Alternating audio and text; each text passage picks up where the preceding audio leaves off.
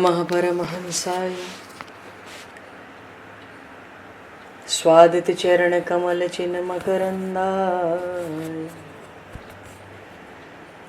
भक्तजन मानस निवासाय श्री रामचंद्राय नमः।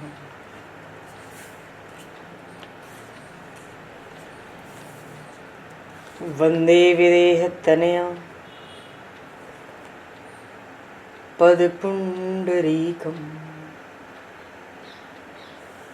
केशौरसौरभसमाहत योगिचेतं हन्तुं प्रतापमनिशं मुनिहंससेव्यं सन्मानशालिपरिपीत परागपुञ्जम्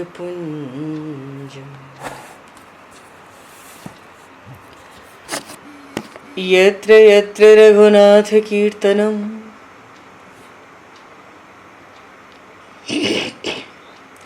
तत्र तत्र कृतमस्तकाञ्जलिं बाष्पवारि परिपूर्णलोचनं मारुतं नमत राक्षसान्तकं कुन्द इंदुसमदेह उमारमण करुणायन जाहि दीन परनेह करहु कृपा मर्दन मयन।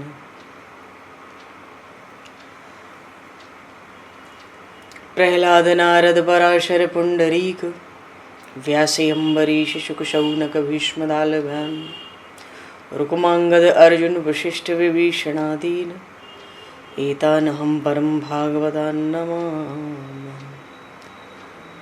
श्री सीतानाथ समारंभां श्री रामानन्दार्य मध्यमाम् अस्मदाचार्य पर्यन्तां वन्दे गुरु परम्पराम्।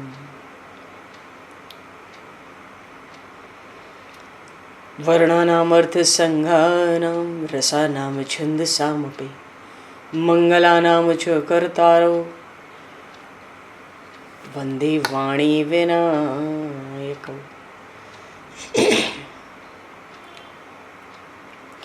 नान्यायस्पृहा रघुपते हृदये स्मदीये सत्यं वदामि च भवान् किलान्तरात्मा भक्तिं प्रयक्ष रघुपुङ्गवनर्भारां मे कामादिदोषरहितं कुरु मानसं च। भक्त भक्ति भगवंत गुरु चतुर्नाम वपु एक तिनके पद वंदन के नाशहि विघ्न अनेक। बंधु तुलसी के चरण जिनकी न्यो जग काज कल समुद्र घोरत लगो प्रगट्यो सप्त जहां। श्री गुरु चरण सरोज रज निज मन मुकुर सुधार वर्णो रघुवर विमल यश जोदायक फलचार। हरिशरणम। श्री राम जय राम जय जय राम।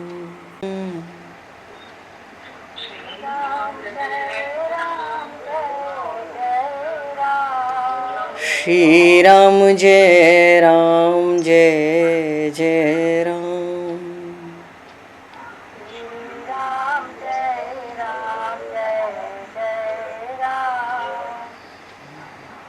जय सिया राम जय जय हनुमान।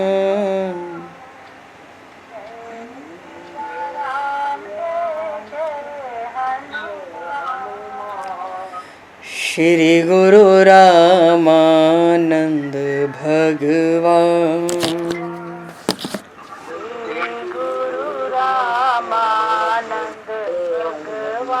श्री गुरु रामानंद भगवान।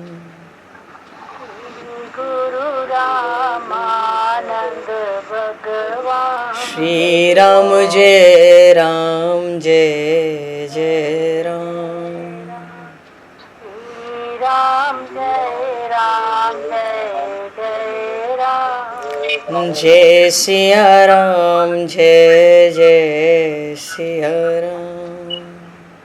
जय सिया राम जय जय सिया राम। जय सिया राम जय जय सिया राम। जय सिया राम जय जय सिया राम। बोली सियावर रामचंद्र भगवान की जय। संपूर्ण राम दरबार की जय। श्री अवध मिथिला धाम की जय। श्री बांके बिहारी लाल की जय। 84 कोस ब्रजमंडल धाम की जय। श्री रामचरितमानस जी महाराज की जय। श्रीमन्नाम महाराज की जय। श्री पंडरीनाथ भगवान की जय। कली पावन अवतार गोस्वामी तुलसीदास जी महाराज की जय। सब संतन की जय, सब भक्तन की जय, समस्त वैष्णवन की जय, समस्त पूर्वाचार्य चरणन की जय, समस्त संप्रदाचार्यन की जय। श्री सद्गुरुदेव भगवान की जय। गंगा मैया की जय, जमुना मैया की जय, सरजू मैया की जय, गौ माता की जय, तुलसी माता की जय, पृथ्वी माता की जय, एकाशी महारानी की जय। जय जय श्री सीताराम जय जय श्री राधेश्याम। नमः पार्वती पते हर हर महादेव। हरिशरणम। अनंत कोटि ब्रह्मांड नायक सर्वेश्वर पूर्ण परात्पर ब्रह्म असंख्य कल्याण गुणगणलय भक्तवांशा कल्पतरु शरणागत वत्सल भक्त वत्सल दीनबंधु दया सिंधु श्री कौशल्य आनंद वर्धन श्री दशरथ नंदन श्री जानकी कंठभूषण भगवान श्री सीताराम जी महाराज की असीम कृपा करुणा से श्री हनुमान जी महाराज की परम पावन भावमयी सन्निधि में महापुरुषों की भावमयी उपस्थिति में एवं आप सभी श्रद्धालु भक्त वैष्णवों की मंगल सन्निधि में मानव जीवन का सर्वोत्कृष्ट फल भगवत गुणगान भगवत कथा का आनंद हम सभी श्री राम कथा के माध्यम से प्राप्त करने जा रहे हैं। सर्वप्रथम आप सभी भक्त जनों के श्री चरणों में भगवत भाव से सादर वंदन सादर नमन। आप सभी को यथा योग्य जय सिया राम जय जय श्री राधे हरि श्याम जय श्री राम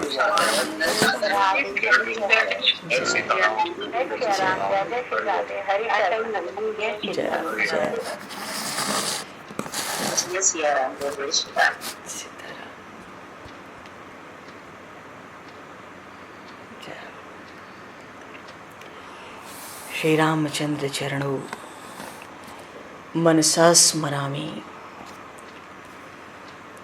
श्री रामचंद्र चरणों वचसा गृणामि।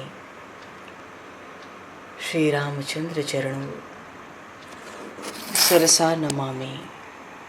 श्री रामचंद्र चरणों शरणं प्रपद्ये। माता रामो मत्पता रामचंद्रः स्वामी रामो मत्सखा रामचंद्रः सर्वस्वं मे रामचंद्रो दयालुर नान्यम जाने नैव जाने न जाने। मंगलम कौशलेन्द्रस्य महनीय गुणालये चक्रवर्ती तनुजाय सार्वभौमाय मंगलम। रामं रामानुजं सीतां भरतं भरतानुजं सुग्रीवं वायुसूनं च प्रणमामि पुनः पुनः। नमोस्तु रामाय सलक्ष्मणाय दिव्यै च तस्मै जनकात्मजाय। पूर्व प्रसंग में भगवान ने धनुर्भंग किया, परशुराम जी महाराज का आगमन हुआ और फिर वो विदा भी हुए। विदा हुए तपस्या करने के लिए। मानो क्षत्रियत्व का त्याग कर दिया और शुद्ध ब्राह्मण धर्म को अपना लिया।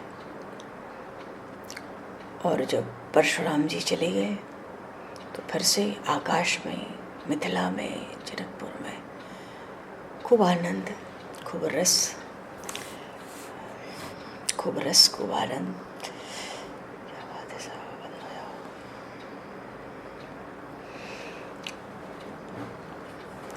और आगे के प्रसंग में महर्षि विश्वामित्र की सम्मति से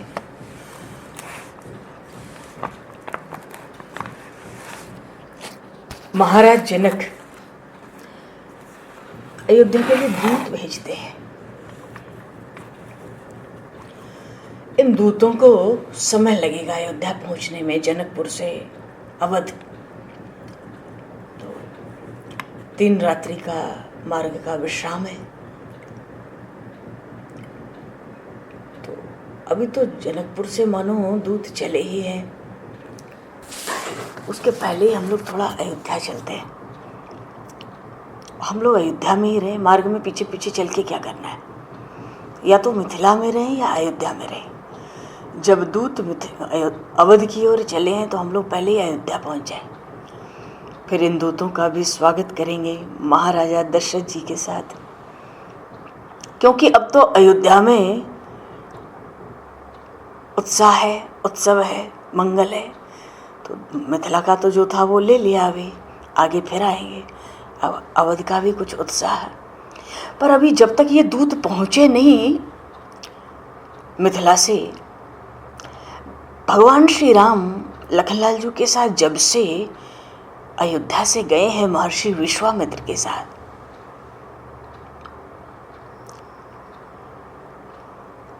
असल में जब श्री रघुनाथ जी महाराज चल रहे थे महर्षि विश्वामित्र के साथ, तो चलते चलते श्री रघुनाथ जी ने श्री भरतलाल को एक संदेश दिया था। क्या संदेश दिया कि तात भरत,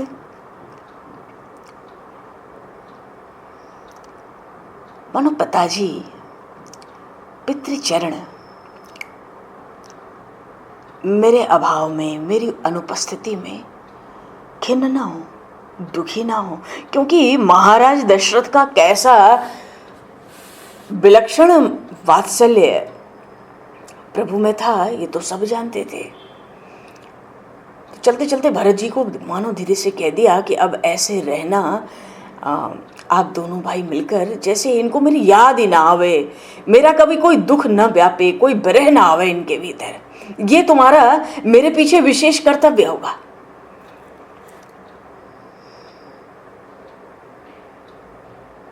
तो भरतलाल जी ने शत्रुघ्न कुमार से कहा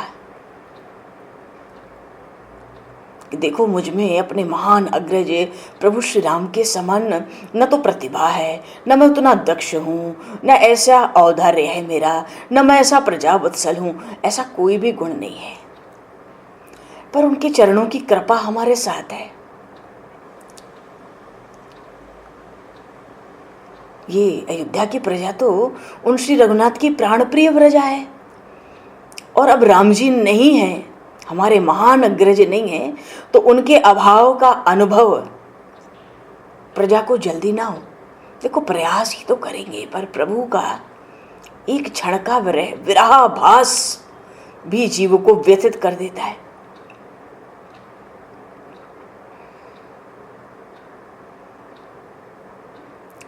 पर इतना कुछ भार उठाने का अवकाश, बहुत कुछ संभालने का अवकाश भरतलाल जी पर आया ही नहीं। क्यों? जब से श्री रघुनाथ जी गए थे, उनके विदा होते ही महाराजा दशरथ जी में अद्भुत परिवर्तन हो गया था।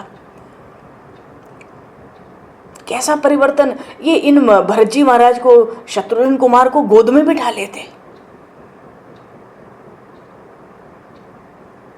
उनके बाल संवारते, उनके मुखारविंद उठा उठा कर देखते, और उनके नेत्र बरसने लगते।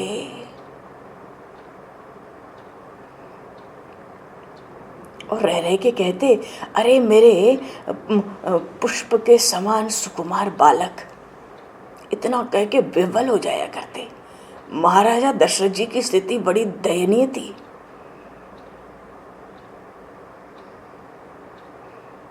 देखो, बचपन से ही थोड़े से बड़े क्या हुए, गुरुजी के यहाँ से आके प्रजा की का प्रबंधन करने लगे, सब कार्य संभालने लगे, जंगल भी जाने लगे। मैंने क्या सुख दिया अपने इन बच्चों को।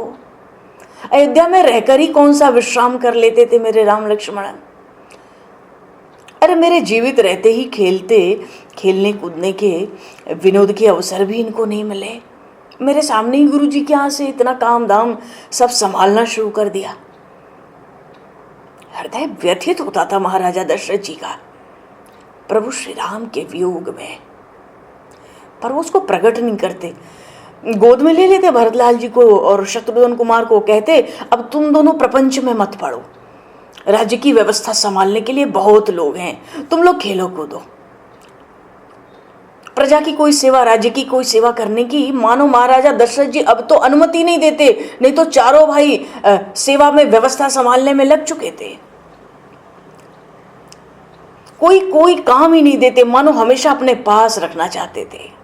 वो कहते थे अरे तुम लोग अपने सखाओं मित्रों के साथ खेलो, घोड़ों के साथ खेलो, आखेट करो, सरजू में जाओ, क्रीड़ा करो, जो तुमको विनोद अच्छा लगे वो करो। कम से कम जब तक मैं जीवित हूं तुम दोनों तो अपने पिता के होने का सुख प्राप्त करो। अभी तो खेलकूद की तुम्हारी अवस्था है। मानो महाराजा जी को भीतर भी दुख होता है, इतनी जल्दी ही ये श्री राम लक्ष्मण क्यों राज्य के कार्य को संभालने में लग गए थे, आज मैं उनको क्या सुख दे पाता हूं। अरे वो अपनी मर्जी से जाते तो चतुरंगिणी सेना साथ जाती, खाने पीने का सब, सुविधाओं का सब, मनोरंजन का सामान जाता।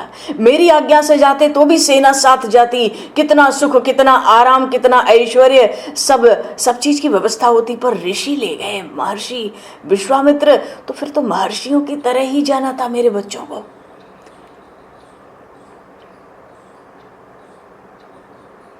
तो भरतलाल जी तो पिताजी से कहते हैं हाँ आप सच कहते हैं, हमें तो सचमुच अपना समय खेलकूद में ही बिताना चाहिए। ऐसा क्यों कहा? भरतलाल जी तो बचपन में ही कम खेलते थे, उनको तो जबरन खिलाया जाता था, वैसा उनका स्वभाव ही नहीं था। दर्शन तृपति न आगे जे लगी, प्रेम पियासे नैन। वो तो राम जी के दर्शन, उनके सामने बने रहना, वही उनका जीवन था बचपन से। पर चूंकि श्री रघुनाथ जी ने कह दिया था कि मेरी अनुपस्थिति में, मेरे अभाव में पिताजी को कोई दुख न हो, ये तुम्हारा विशेष कर्तव्य रहेगा, तो जो महाराजा दशरथ जी कहते, भरत जी कहते, बिल्कुल ठीक, यही हमें तो खेल कूद करना चाहिए, हम खेलेंगे। क्योंकि यदि हम खेलेंगे नहीं, भरपूर प्रसन्न नहीं दिखेंगे, तो पिताजी भी प्रसन्न नहीं होंगे, और प्रसन्न नहीं होंगे तो पिताजी को श्री रघुनाथ जी की बड़ी याद आवेगी, फिर वो बड़े दुखी होंगे, व्याकुल होंगे। पर भरत जी महाराज तो जन्म से ही गंभीर, जन्म से ही चिंतनशील, पर वो कितने महान है। अपने स्वामी की आज्ञा के पालन के लिए खेलकूद के प्रिय बन गए, थोड़े बड़े हो गए, क्योंकि स्वामी श्री रघुनाथ जी ने आज्ञा दी है पिताजी को प्रसन्न रखना है। बचपन में तो जो नहीं खेले वो अब खेलने कूदने लगे। अब बार बार पिताजी को अपनी चंचलता दिखाते, अपने तरह तरह के विनोद से उनको प्रसन्न करने का प्रयत्न करते। अरे जिसके स्वभाव में चंचलता कभी थी ही नहीं, खेलकूद जिसके बचपन में भी दिखाई नहीं, कोई आकर्षण रहा ही नहीं चीजों के लिए, अब वो भरतलाल अयोध्या में बड़े चंचल, बड़े चपल बन गए हैं, मानो खेलकूद के बड़े प्रिय बन गए हैं। इनको खेलकूद के बिना रहा नहीं जाता, क्योंकि श्री रघुनाथ जी की आज्ञा है, पिताजी को प्रसन्न रखना चाहे जैसे।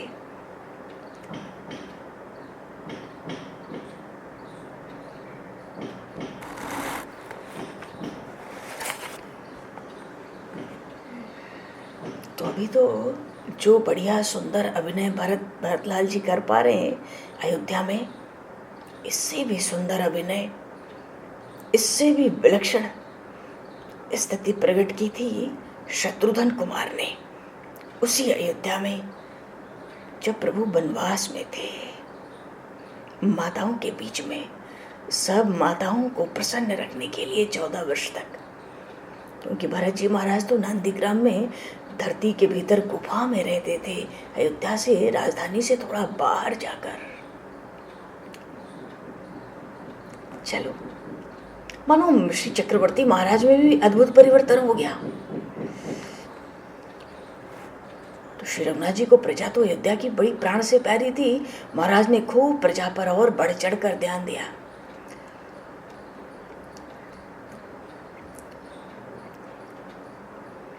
जब जब ये 4 भाई छोटे छोटे बालक थे तो कभी भी किसी के घर पहुंच जाते थे विशेष आग्रह से, कोई बहुत विशेष बात नहीं थी। पर अब तो नया ही कुछ होता।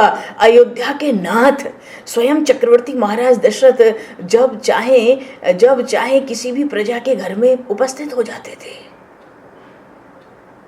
मेरे राम को ये सब बड़ा प्यारा लगता था, वो यही सब करना चाहता था।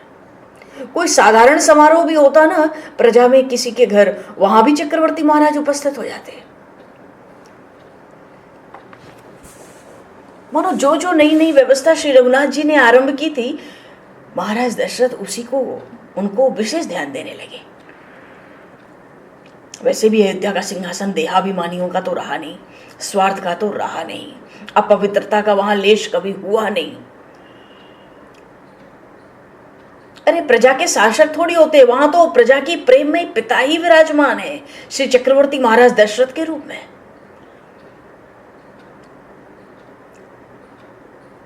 तो सब समारोह, सब कार्यकलाप तो वैसा ही था, पर इन श्री रघुनाथ जी के बिना अयोध्या निष्प्राण थी। वही पिताजी, वही राज सदन, वही माताएं, वही मुनियों की मंडली, वही नगर के वासी, सब वही। उल्टे अयोध्या में अब तो समारोह कार्यक्रम बहुत बढ़ा दिए थे चक्रवर्ती महाराज ने। और नगर की घरों की सज्जा में कोई कमी थोड़ी थी, पर भीतर का आनंद, भीतर का रस, भीतर का प्रेम, भीतर की प्रसन्नता तो मानो श्री रघुनाथ जी के साथ ही चली गई सबकी। अयोध्या मानो बिल्कुल उनके पीछे निष्प्राण हुई पड़ी है। मानो क्रियाएं तो सब थी, पर उनका सार शून्य था।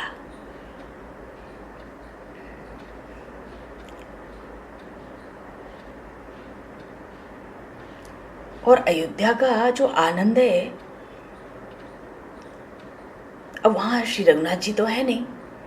अरे अयोध्या के वृक्ष, अयोध्या के मार्ग, अयोध्या के भवन, वहां की नदियां, वहां के जड़ पदार्थ भी प्रतिक्षण मानो उल्लास, आनंद, प्रसन्नता से रहित हो गए।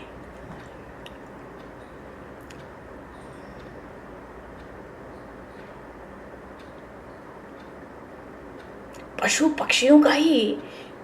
पक्षियों और मनुष्यों की ही व्यथा नहीं थी, वहां तो गौएं भी क्रंदन करती थी। और इन राम लक्ष्मण को सूंघ कर वो जो बैल थे ना, हुंकार करते थे, मानो कहते थे वो तुम्हारे महानगरज कहाँ हैं? वो दिखते नहीं, कहाँ भेज दिया तुम लोगों ने उनको? मानो पूछते हैं वो कि तुम्हारे वो उदार अग्रज कहाँ गए हैं? घोड़े जब नहाते थे तो बिल्कुल लगता था ये रो रहे हैं। मानो हर किसी के भीतर वो जड़ हो जाए चेतन। अयोध्या में यही होता था, श्री राम भद्र, वत्स साहब कहाँ हो?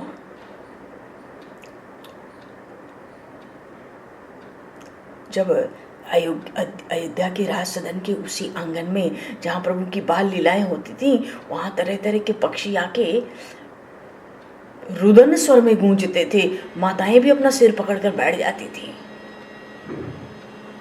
तो एक तोता पाल रखा था, बहुत सारे पक्षी थे, एक तोता उन पक्षियों को जवाब देता था। अभी श्री राम आखेट करने गए हैं, शिकार करने गए। शिकार, हाँ, राक्षसों को भी तो शिकार ही करना है।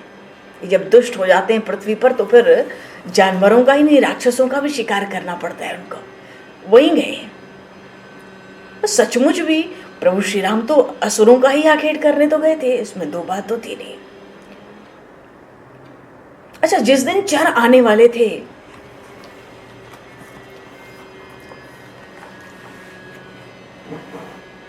उसके कुछ समय पहले से ही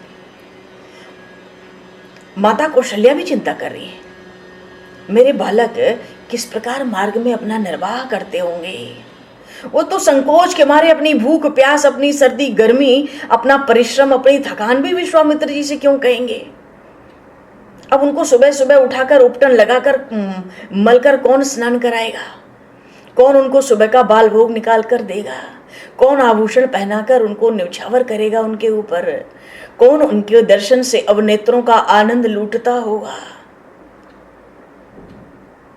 अरे उन श्री राम लक्ष्मण के, अरे जिनको पिता परिजन माताएं सब हमेशा ही नेत्र को ही पलकों के समान संभाल करते थे, आज वो राजा, आज तो वो इन राजा की आज्ञा से यज्ञ की रखवाली में गए ना, निशाचरों का संहार करने गए ना, विश्वामित्र जी के साथ भेज दिया चक्रवर्ती जी ने।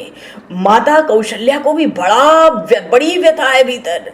वो तो कहती है, हे विधाता, क्या कभी वो दिन आएगा जब मैं उन अति सुंदर सलोने सुकुमार सुकोमल काक पक्षधारी दोनों अपने बालकों को देखकर हृदय से हर्षित हो जाऊंगी? वो दिन कब आएगा? तरह तरह की मनौती मांगती भैया। माता सुमित्रा कहती है, अरे अरे बहन, क्या कहूँ, ये ऋषिवर विश्वामित्र जी आए क्या, मानो चक्रवर्ती जी के सिर पर तो कुछ जादू ही कर दिए। उतने नहीं, कुलगुरु वशिष्ठ, मंत्री, बड़े बड़े निपुण नायक, सबकी बुद्धि उन्होंने सुधार ली, मानो अपने अनुसार बना ली। और देखो हमारे दोनों सुकुमार, सरस के फूल से भी ज्यादा कोमल दोनों कुमारों को, बड़े बड़े राक्षसों को, जो बड़े सूरवीर क्रोधी हैं और जिनके पास खेलकूद के धनुष बाण हैं, पैदल ही उनके साथ भेज दिया उनको मारने के लिए। इन विश्वामित्र जी ने आके उस समय पूरी अयोध्या पर जादू डाल दिया।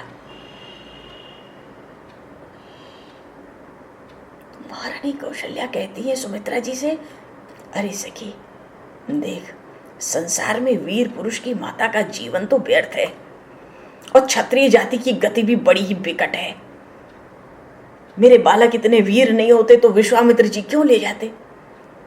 क्षत्रिय जाति में है तो सबकी रक्षा करना धर्म भी बनता है।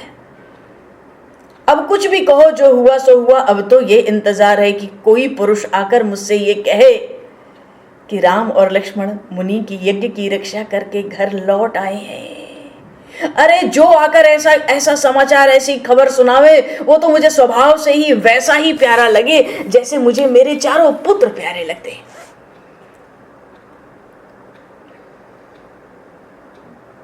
सुमित्रा जी कहती हैं, ये जब से मुनीश्वर अपने साथ लेकर गए, हमें तो राम लक्ष्मण का कुछ भी समाचार नहीं मिला।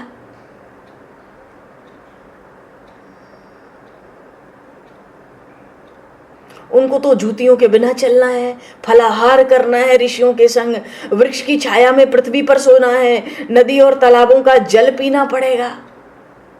कहाँ तो अयोध्या का ऐसा ऐश्वर्य कि देवता भी सिहाते हैं। अवध राज लेकिन है ना एक चौपाई, देवता भी सिहाते हैं कि ऐसा ऐश्वर्य हमें मिलता तो अयोध्या के राज्य को देखकर। और उन बालकों के साथ अच्छा कोई सेवक भी नहीं दिया हमने। विश्वामित्र जी तो वैसे बड़े कृपालु हैं, बड़े कल्याणकारी हैं, बड़े सामर्थवान हैं, बड़े सुख देने वाले, बड़े सदाचारी हैं, पर हमारे शुद्ध चित्त बालक भी तो बड़े सुकुमार हैं, बड़े संकोच करने वाले हैं। ये सब सोच सोच कर, जान जान कर बड़ा सोच होता है। सुमित्रा जी की ऐसी वाणी सुनकर सारी सब रानियां, सब माताएं, वहां की और जो सखियां हैं, सब वात्सल्य से वशीभूत हो गई।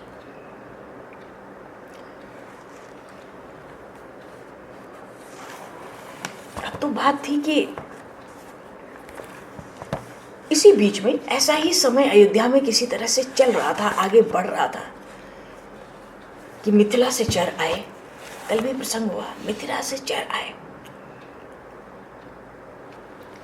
अच्छा एक बात और है, भगवान श्री राम ने धनुष भंग किया तो 14 भुवन 3 लोग पता चला, तो क्या अयोध्या को पता नहीं चला था? अफवाह तो आई थी, कोई लिखित सूचित, कोई निर्दिष्ट समाचार न तो कोई मौखिक देने आया था न लिखित, पर अफवाह तो आई थी कि राम ने धनुष तोड़ दिया, पर उसकी पुष्टि तो नहीं थी ना। अब जब चिट्ठी आई तो महाराजा दशरथ जी अपने राज भवन में, राजसभा में विराजमान है। दूतों ने बताया कि महर्षि विश्वामित्र अभी मिथिला में है। महाराजा जी सोचते हैं तब तो मेरे राजकुमार भी वहीं होंगे। और फिर ऐसे समय में कि जब हमारे राजकुमार मिथिला में हैं, मिथिलाधिपति का पत्र आया सबकी उत्कंठा बढ़ गई, मंत्रियों की, सभासदों की, महाराजा चक्रवर्ती जी की। और पत्र भी दूर से दिख गया ना, ये तो संबंध के प्रार्थना का पत्र है। सब मन में, पढ़ने से पहले ही मन में पहले ही उल्लसित हो गए, उल्लसित हो गए।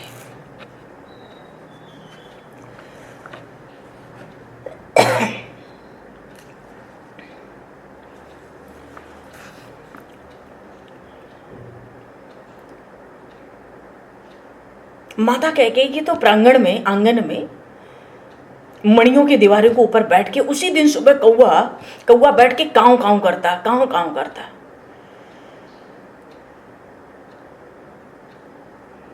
तो माता कैकेयी उससे कह रही थी,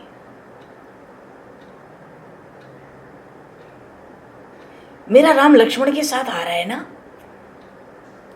अगर वो आज आ जाए ना तो तुझे जीवन भर यहां भर पेट दूध भात दिलवाऊंगी।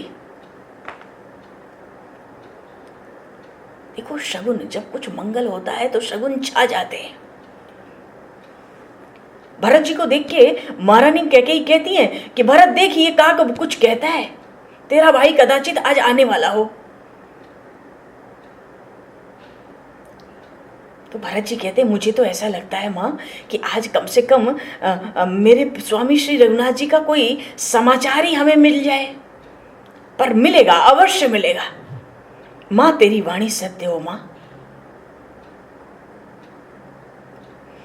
महारानी क्या कहती है, मेरे राम को तो बहुत दिन हो गए अयोध्या से गए, उसका कुछ सुकुशल समाचार भी पक्का पक्का मिल जाए तो ऐसा लगता है मानो प्राण शीतल हो जाए। मानो अयोध्या में भी अब सीमा हो गई थी। ऐसे समय में मिथिला के चर आए चिट्ठी लेकर। उस दिन सुबह से ही अयोध्या में सब जगह शुभ शकुनी हो रहे थे।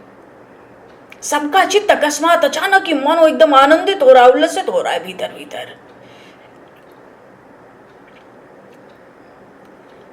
दोनों भाई तो पिता की आज्ञा से जब स्वयंवर का पत्र आया अयोध्या में, तो उस समय ये दोनों भाई भरतलाल जी और शत्रुघ्न कुमार जी दोनों तो घोड़ों के साथ खेलने पहले ही चले गए थे। महाराज ने आज्ञा दी थी, तुम जाके अपने मित्रों में जाके खेल कूद करो। और अभी दोपहर नहीं हुआ, दोपहर अभी हुई नहीं थी, उसके पहले ही एक मित्र जब घोड़ा दौड़ता आया, देखा ना बाहर से, पहले ही आके खबर सुना दिया। क्या कहते हैं भरतलाल जी से उनका मित्र कहता है, हे राजकुमार, सुना है महाराजा देराज के पास कहीं से कोई चर आया है। मालूम पड़ता है श्री रघुनाथ जी का संवाद लेकर कोई पत्र लेकर आया है। वो तो श्री रघुनाथ का पत्र आया है। सारे खेल कूद तत्काल समाप्त हो गए। मानो वो जो चर आया है उसी को चलो घेर लो। कहां से पत्र आया है, कहां है श्री रघुनाथ? अरे वो श्री लखनलाल के साथ कुशल तो हैं। मानो सारे मित्र घेर के उन घोड़ों पे चढ़ के जो चर आए हैं वो तो एक साथ ही प्रश्न पूछने लगे।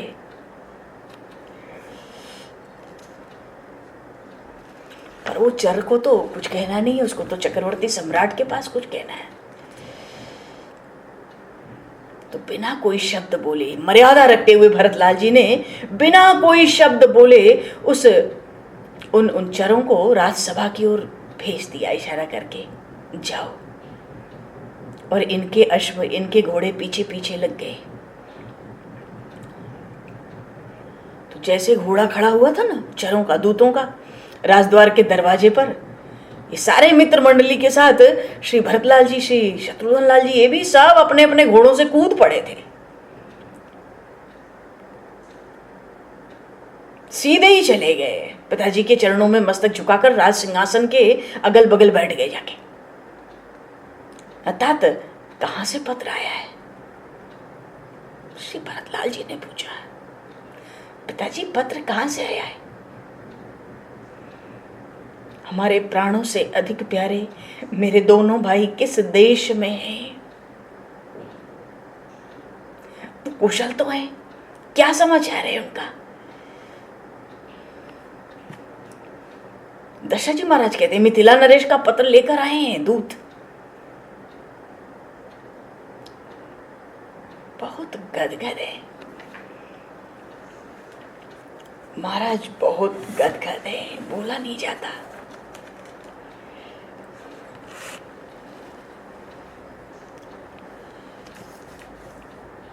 गोस्वामी जी ने रामचरितमानस में इस प्रसंग में कहा, पहुंचे दूत रामपुर पावन। कहाँ पहुंचे? रामपुर। रामपुर का अर्थ है अयोध्या, राम जी की नगरी। अरे ये दशरथ जी की नगरी है कि राम जी की? पिता के रहते बेटे की नगरी कैसे? अरे क्या करें, मिथिला के ये दूत तो अभी तक राम जी का ही दर्शन किए हैं, वो राम जी को ही जानते हैं। दूतों को तो लगा हम तो रामपुर में पहुंच गए। पहुंचे दूत रामपुर पावन। ये अयोध्यापुरी बड़ी पावन है। पावन का अर्थ है, देखो पवित्रता बाहर नहीं भीतर होती है। ये जो 7 पुरियां हैं, मोक्षदायिनी पुरियां 7, उसमें सबसे पहला नाम अयोध्या का आता है। पहुंचे दूत रामपुर पावन। तो राम जी की पूरी अयोध्या तो बड़ी पावन है।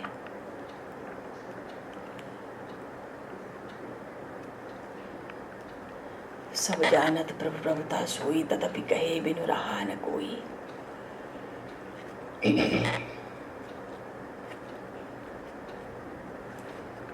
अयोध्या मथुरा माया काशी कांची अवंतिका, पुरी द्वारावती चैव सप्तैते मोक्षदायिका। अयोध्या का नाम सबसे पहले है।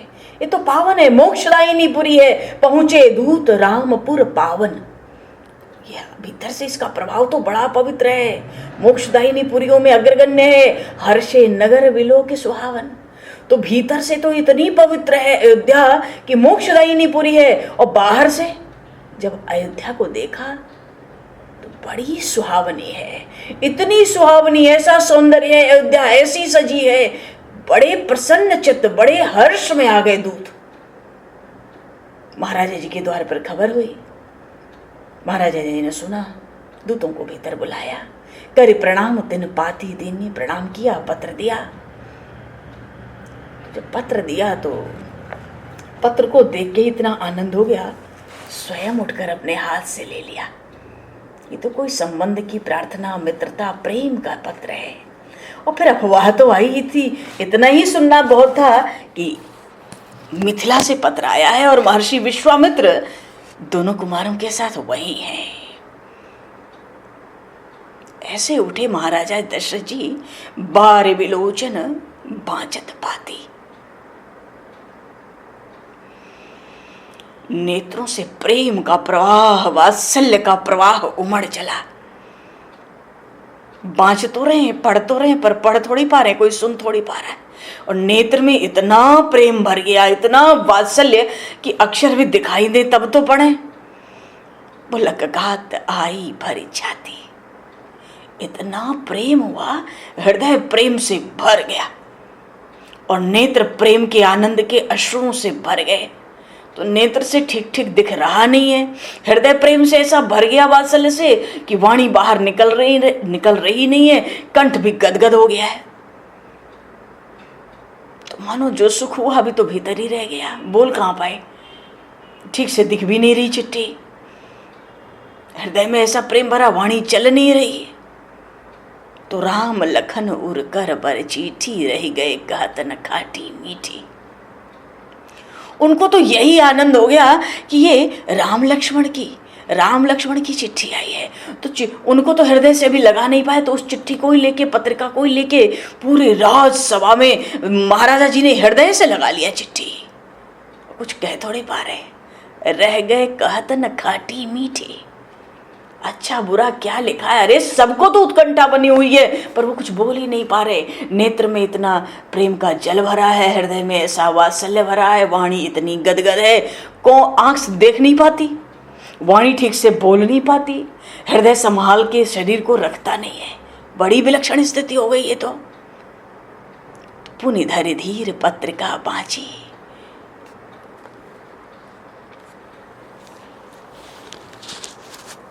भरत जी ने पूछा, कहाँ से चिट्ठी आई? अरे कुछ बोलते नहीं। अरे कैसे बोले?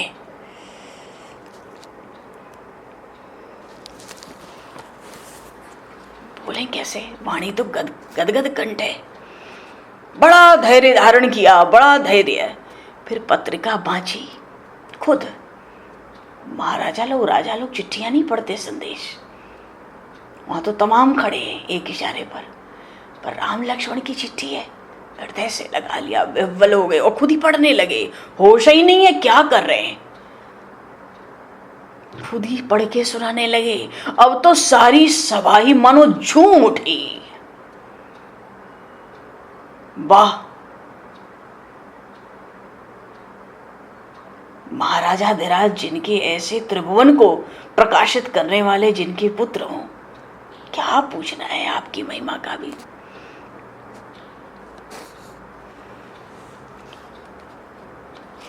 सब प्रसन्न हैं, गदगद हो गए।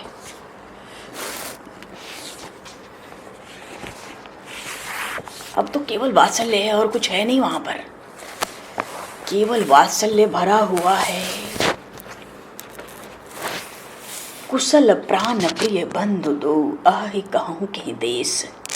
भरत जी कहते हैं वो जहां भी हैं, कहाँ हैं हमारे दोनों प्राणों से अधिक प्यारे भाई, वो सकुशल तो हैं। बार बार पत्रिका पढ़ने लगे महाराजा दशरथ जी सभा में।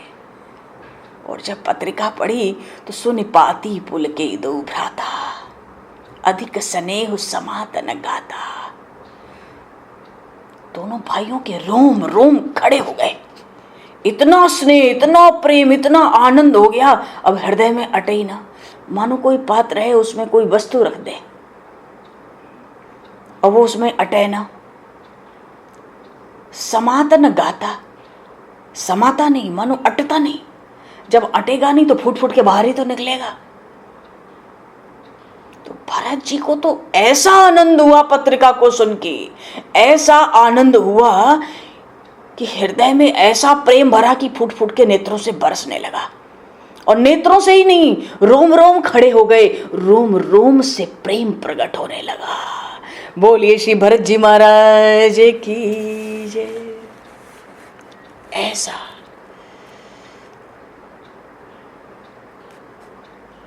रोम रोम से प्रेम का प्रवाह चल पड़ा। मानो चारों भाइयों को तो आज तक अयोध्यावासी साथ साथ देखते थे, ये साथ साथ चलते हैं, उठते हैं, बैठते हैं, बड़े प्यारे हैं, ये तमाम बातें, सब गुण। पर भरत जी के हृदय में उन श्री रघुनाथ जी को लेके कैसा प्रेम है, कैसा प्रेम है जो त्रिभुवन में दुर्लभ है। अयोध्या की प्रजा ने, उस राजसभा ने आज पहली बार देखा। इनके तो नेत्रों से प्रेम तो बह रहा है, रोम रोम से प्रेम बह रहा है। प्रीत पुनीत भरत के देखी, सकल सभा सुख लय विषय की। बहुत सुख मिला सबको। वाह, क्या प्रेम छिपा कर रखा था राम जी के प्रति भरत जी ने, आज मालूम पड़ा। अरे कैसा दुर्लभ प्रेम है इनका।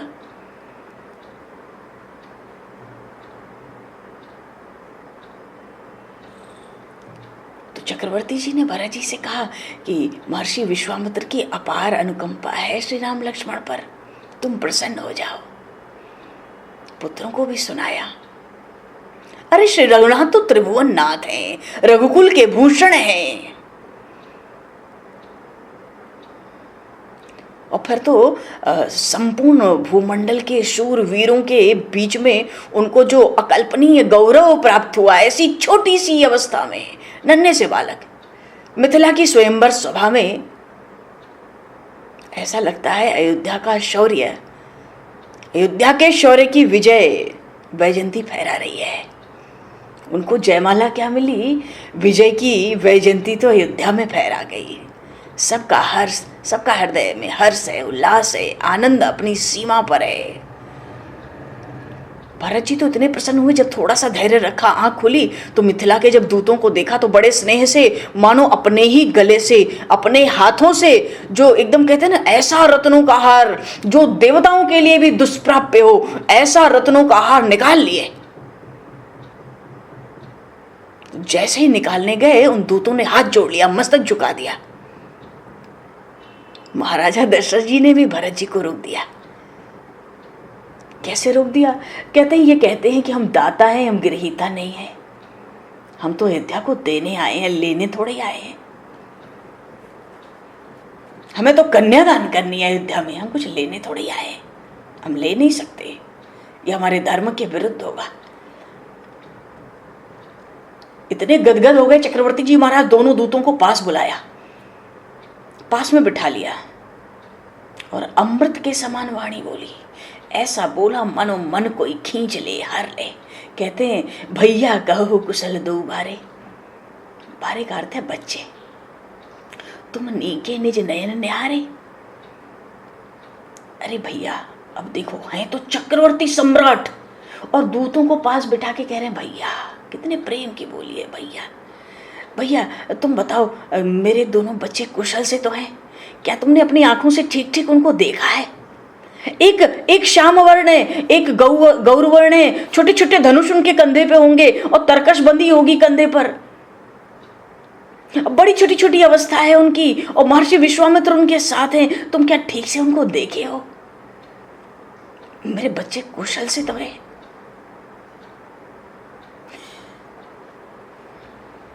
उन दूतों के नेत्रों से प्रेम बरसने लगा। महाराजा दशरथ को त्रिभुवन में कौन नहीं जानता था, पर यह स्वरूप तो दूतों ने आज देखा। ऊपर से कहते हैं, पहचानो तुम कहो स्वभाव। क्या तुम मेरे बच्चों को पहचान गए कि राम लक्ष्मण है? और अगर तुम पहचान गए तो स्वभाव बताओ उनका स्वभाव सुनाओ, तब मैं मानूंगा कि तुम मेरे बच्चों को पहचान गए। मानो स्वभाव कुछ बताएंगे तो कुछ चरित्र तो सुनूंगा। जब से वो गए कुछ सुना नहीं, सामने सामने कुछ सुना नहीं। ऐसे प्रेम के वशीभूत हो रहे महाराजा दशरथ जी, बार बार कहते हैं उनका स्वभाव बताओ, उनका चरित्र सुनाओ, तुमने क्या देखा है? क्योंकि उन्होंने जो देखा है वो महाराजा दशरथ जी ने नहीं देखा, उसको अयोध्या ने नहीं देखा, अयोध्या की प्रजा ने नहीं देखा। सबको उत्सुकता है ये कुछ सुनावे, ये श्री रघुनाथ का स्वभाव सुनावे, उनका सौंदर्य सुनावे, उनकी कुशल सुनावे, वो क्या इतने समय से क्या क्या किए, उनका चरित्र सुनावे। अफवाहें तो हमने बहुत सुनी, अब सामने सामने सुनावे। बार बार प्रेम बेबस पुनि पुनि कह रहा हूं। चक्रवर्ती जी कहते हैं, जा दिन तय मुनि गए लभाई, तब ते आज सांचे सुध पाई।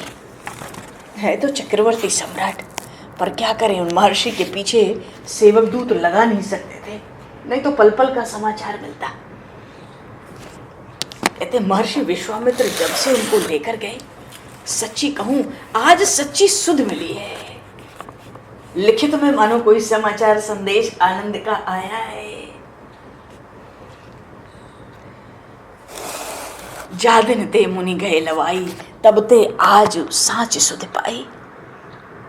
और ये बताओ तुम कैसे पहचाने, ये भी बताओ, और पहचाने तो उनका स्वभाव सुनाओ। और कहते हैं, कहु विदेह कवन विधि जाने। आपके महाराजा जनक, विदेहराज जनक उनको कैसे जाने?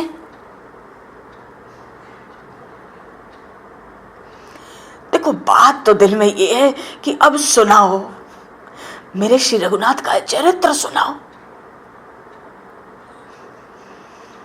इतने अधीर, इतने व्याकुल तो राजसभा में हो ही गए चक्रवर्ती जी। तो कहते हैं यही बताओ कैसे पहचाने कि ये राम लक्ष्मण है, उनका स्वभाव कैसा लगा तुम लोगों को वो बताओ। जनकराज कैसे पहचाने ये बताओ।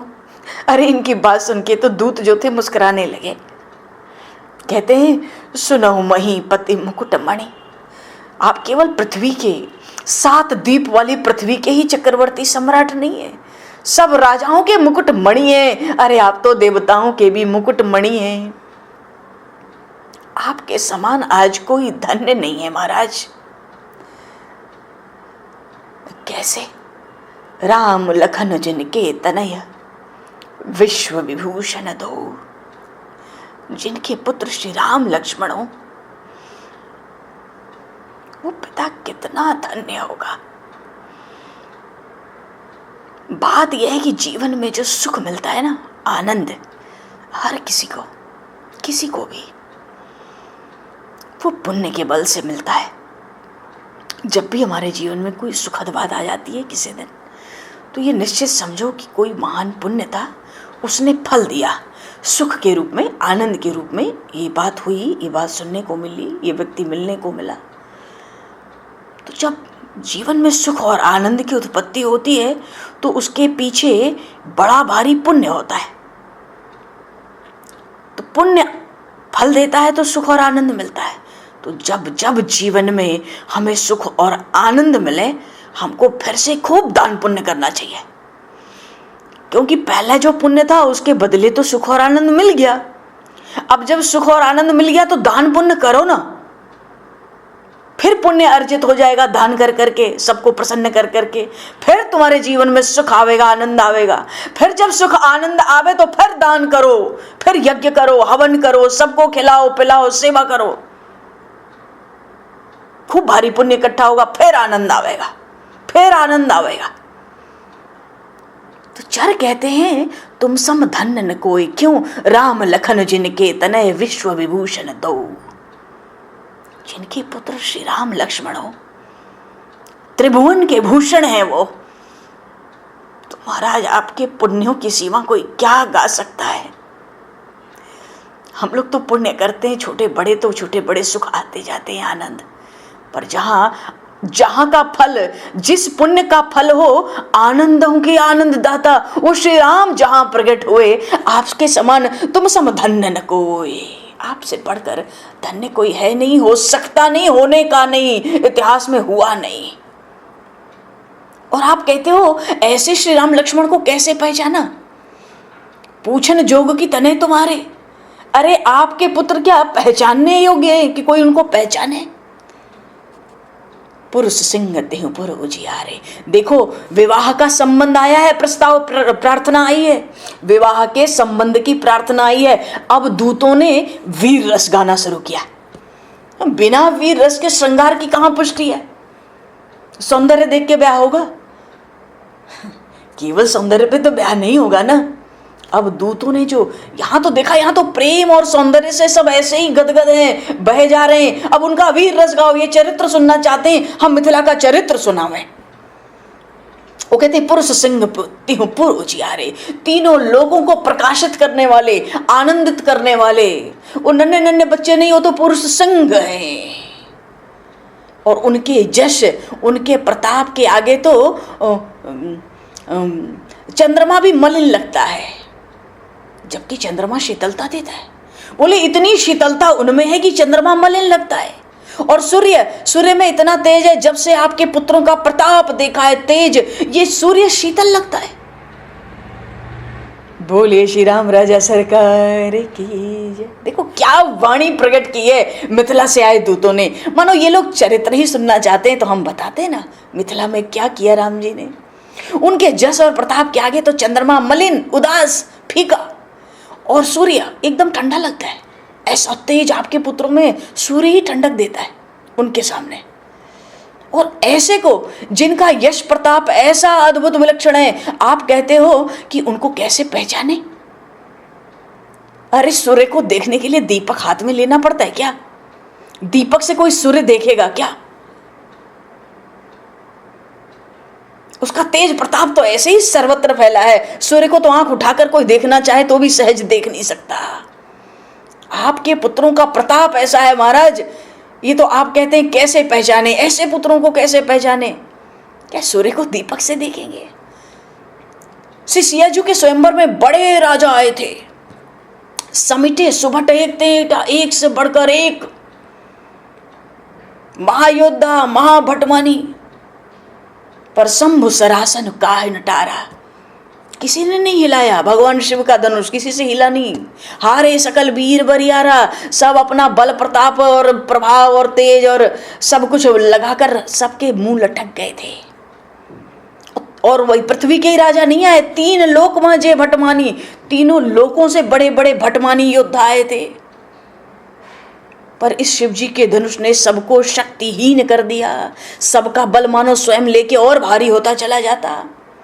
और वो वो जो बाणासुर, जो सहज ही सुमेरु पर्वत को उठा सकता था, जिसपे सब देवता सब असुर दैत्य बसते हैं, मूली की तरह मानो तोड़ ले, वो भी परिक्रमा करके चला गया। बात यह है, कह के तो गया परिक्रमा करके, और कह के गया हमारे इष्ट देव भगवान शिव का धनुष मैं तोड़ूंगा नहीं, पर बात यह है कि बाणासुर हृदय में हार चुका था।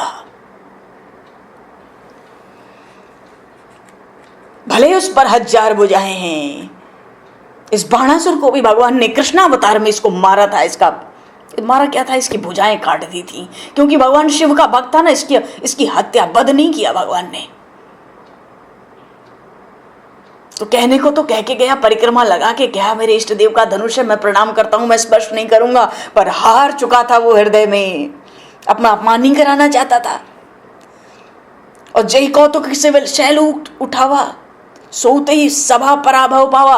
रावण को कौन नहीं जानता था पूरे ब्रह्मांड में। बोले वो जो कैलाश को भी उठा लिया था शंकर भगवान के संग, माता पार्वती के संग, गणेश जी के साथ और कार्तिकेय जी के साथ, नंदी के और सब गणों के साथ, पूरा कैलाश जिसने उठा लिया था, वो भी, उसकी भी बड़ी फजीयत हुई थी उस धनुष के पीछे। तहाँ राम रघुवंश मुनि सुनिय महामहिपाल, भंजे उचाप प्रयास बिनु जिमि गज पंकज नाल।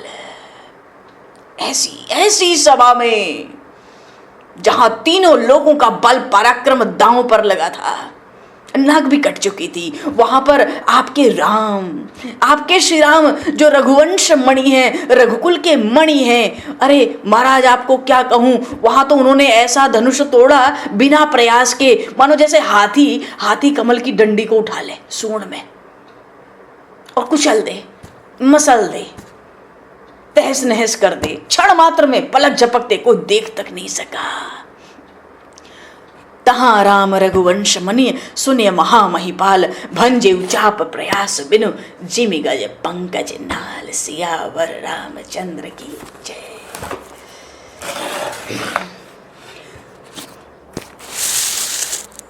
राम रघुवर रघुनाथ रघुनंदना, राम रघुवर रघुनाथ रघुनंदना। प्रभु के चरणों में कोटि कोटि वंदना, प्रभु के चरणों में कोटि कोटि वंदना। राम रघुवर रघुनाथ रघुनंदना, राम रघुवर रघुनाथ रघुनंदना। प्रभु के चरणों में कोटि कोटि वंदना, प्रभु के चरणों में कोटि कोटि वंदना। राम रघुवर रघुनाथ रघुनंदना, राम रघुवर रघुनाथ रघुनंदना।